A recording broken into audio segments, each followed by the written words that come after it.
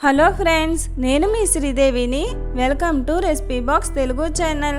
ఈరోజు ఒక హెల్దీ బ్రేక్ఫాస్ట్తో మీ ముందుకు వచ్చేసానండి. రాగి పిండితో గుంట పొంగనాలు ఏ విధంగా ప్రిపేర్ చేసుకోవాలో చూపించబోతున్నాను. పైన క్రిస్పీగా ఉండి లోపల సాఫ్ట్గా ఉండే ఈ రాగి పొంగనాలు హెల్త్కి కూడా చాలా మంచిదండి. మరి దాన్ని ఏ విధంగా ప్రిపేర్ చేసుకోవాలో చూద్దాము. ఒక గ్లాసు మినపప్పును నానబెట్టుకుని నేను రుబ్బుకొని తీసుకున్నాను. ఏ గ్లాస్తో అయితే మినపప్పును తీసుకున్నారో అదే గ్లాస్తో 3 గ్లాసులు రాగి పిండిని తీసుకోవాలి. దీంట్లో కొద్దిగా వాటర్ వేసుకుని పిండంతా ఉండలు లేకుండా బాగా మిక్స్ చేసుకోవాలి. ఈ విధంగా మిక్స్ చేసేసుకుని మనం మూత పెట్టేసుకుని నైట్ అంతా అలాగే ఉంచేసుకోవాలండి. మార్నింగ్కి ఈ పిండి అనేది మంచిగా పులిసి ఉంటుంది. ఇప్పుడు మార్నింగ్ బ్రేక్ఫాస్ట్ కోసము ఇప్పుడు దీంట్లో ఈ పిండిలోనికి రుచికి సరిపడినంత సాల్ట్ వేసుకుని కొద్దిగా వాటర్ని వేసుకుని పిండి అనేది బాగా మిక్స్ చేసుకోవాలి. ఇప్పుడు దీంట్లో సన్నగా కట్ చేసి పెట్టుకున్న ఉల్లిపాయ ముక్కలు, కోరుకున్న క్యారెట్, అల్లం ముక్కలు, పచ్చిమిరపకాయ ముక్కలు ఇవన్నీ వేసుకుని పిండినంతా బాగా కలిపేసుకుందాము.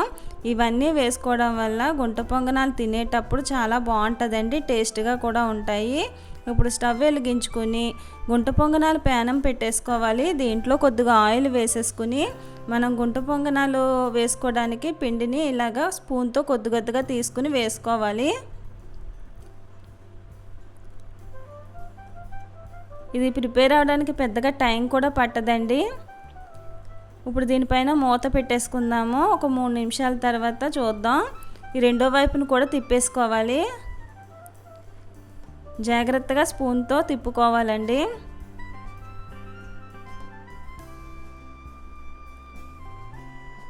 చాలా టేస్ట్గా ఉంటాయి. రాగిపిండి అనేది మన హెల్త్కి కూడా చాలా మంచిదండి. రాగిపిండిలో కాల్షియం అనేది ఎక్కువగా ఉంటుంది.